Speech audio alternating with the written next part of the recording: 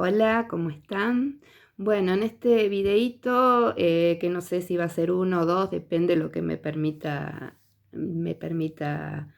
grabar.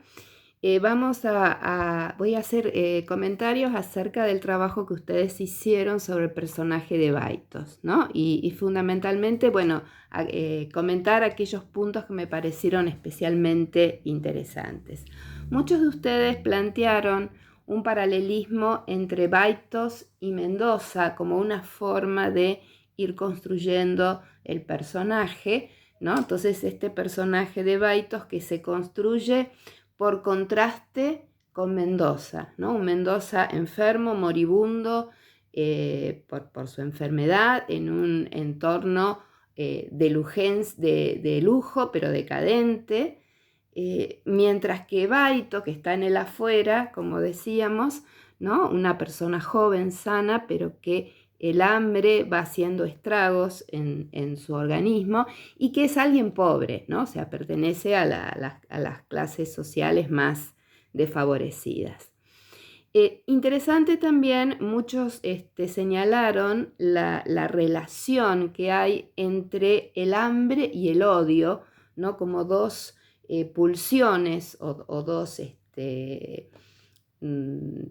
estados que funcionan como una especie de motor que se va retroalimentando uno con otro hasta llegar al momento del delirio final, ¿no? Cuando él ataca a su hermano creyendo que era Bernardo. Eh, Otra cosa que me pareció muy interesante y que a lo mejor convendría también profundizar es a lo largo de la narración cómo el narrador va sutilmente incorporando rasgos animalescos, o sea, elementos o actitudes o acciones que nos remiten más a lo animal que a lo humano, ¿no? Por ejemplo, cuando habla del rugido de hambre que salía de su boca, que estaba acurrucado en su tienda, ¿no? Como un animal cuando se siente mal, que está todo acurrucado. El arañazo en las entrañas, los dientes, ¿no? Y fundamentalmente, atravesando todo esto, bueno, el hambre como un hambre absoluta, como decíamos, ¿no? También varios de ustedes señalaron como una suerte de gradación en cuanto a su actividad mental, podríamos decir, ¿no? El personaje es un personaje que al comienzo recuerda su niñez, recuerda su pasado muy cercano antes de viajar en España, ¿no? Aparecen allí los olores, todo lleno de sensaciones. De allí se pasa al pensar, ¿no? Ese análisis que va haciendo Baitos de la realidad, a partir de observar a los nobles, pensar estrategias, ¿no? Como decía por ahí uno de ustedes, estrategias para apoderarse de esos cuerpos, pero luego como que en su mente es invadida por el instinto eh, para satisfacer el hambre y por el odio, y esto lleva a que él quede como enceguecido, y acá sería también interesante relacionar con el concepto de hibris de los antiguos griegos, ¿no? Ustedes saben que los griegos en la antigüedad hablaban de la armonía social y decía que para que haya armonía social, la razón tiene que prevalecer por encima de las pasiones.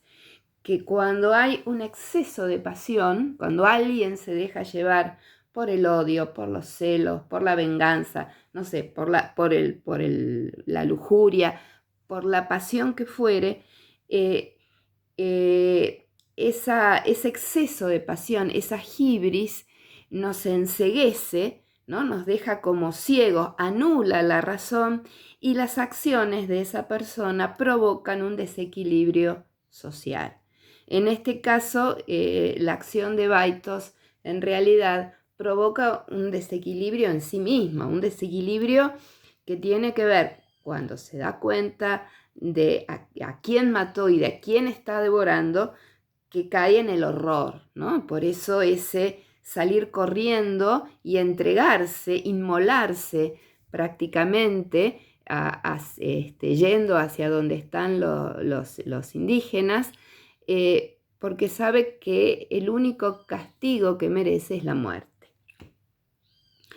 El hambre también, como varios de ustedes señalaron, un elemento que pone evidencia o remarca las diferencias sociales, entendiendo que en una sociedad siempre va a haber diferencias sociales. De alguna manera o de otra, la desigualdad es algo constitutivo de, así como la comunicación, algo constitutivo de las sociedades humanas, pequeñas o grandes, pero de alguna manera o de otra esas desigualdades aparecen. Esas asimetrías que tienen que ver también con el ejercicio de poder, que están fuertemente ligadas con el ejercicio de poder. Bueno, y acá esto se pone en evidencia, o sea, el hambre, ese hambre feroz que tiene el personaje, lo lleva a desnudar esas diferencias, a verlas en toda su crueldad, en toda su injusticia. Y otro elemento que me pareció también muy interesante es la contraposición entre la ilusión de obtener riquezas de Baitos, ¿no? Porque él se embarca para volverse rico, para hacer fortuna, y en contraposición el hambre, ¿no? O sea, que fue a América, se separó de todo eso que añora al comienzo del cuento, para en realidad sufrir un hambre feroz, como decíamos, ¿no? Entonces, en definitiva, esta oposición está marcando la oposición o el choque entre el deseo, la ilusión y la realidad. Y con respecto a las cuestiones problemáticas, bueno, me pareció muy interesante lo que plantearon algunos, que es considerar el punto de vista, ¿no? Desde qué lugar, desde qué punto de vista el narrador relata la historia, ¿no? Entonces, evidentemente acá se posiciona desde el punto de vista de Baitos, ¿no? Y aquí nos preguntamos, bueno, ¿por qué de Baitos? No para, yo creo, entre otras cosas, y no se agota absolutamente con esto la respuesta a esta pregunta de por qué Baitos, no para justificar, yo no creo que el narrador en ningún momento justifique, sí quizás nos lleve a comprender de por qué llega a ese extremo, ¿no? Entonces, por ahí tener en cuenta esta diferencia entre comprender y justificar, ¿no? Justificar es decir que, bueno, que en el fondo está bien lo que él hizo, y comprender es entender las razones, que no quiere decir que uno las acepte o que uno las comparta. Entonces, bueno, acá estaría algo interesante, ¿no? Cuando uno, un elemento para problematizar en un texto narrativo es el punto de vista. ¿Por qué ese punto de vista? ¿Qué implica? ¿Cómo hubiera sido la narración del punto de vista de el Cuatralbos, ¿no? De este personaje con esa capa de pieles? Y seguramente no hubiera sido tan atractiva, ¿no? Porque lo que hace atractivo al personaje es precisamente toda esta transformación que va teniendo, ¿no? A lo largo del cuento. Alguno por ahí se pregunta acerca de cuál fue la intención que tuvo el autor, ¿no? Y acá me gustaría también hacer un comentario, tener en cuenta que la categoría de autor es en sí misma una categoría polémica, que en principio decir que uno nunca puede saber cuál es la intención del autor, incluso el mismo autor muchas veces no lo sabe. Sí podemos analizar el efecto que se trata de crear, pero no la intención, ¿m? Como esa famosa consigna que nosotros cuestionamos fuertemente, ¿no? ¿Qué quiso decir el autor cuando puso tal cosa o cuando dice tal cosa? Bueno, lo que quiso decir el autor o la intención que tuvo, y no lo podemos saber, nunca lo sabremos, ¿no? Podemos decir qué nos dice a nosotros como lectores, y yo creo que ahí hay que pararse, ¿no? ¿Qué nos dice a nosotros como lectores y no al autor?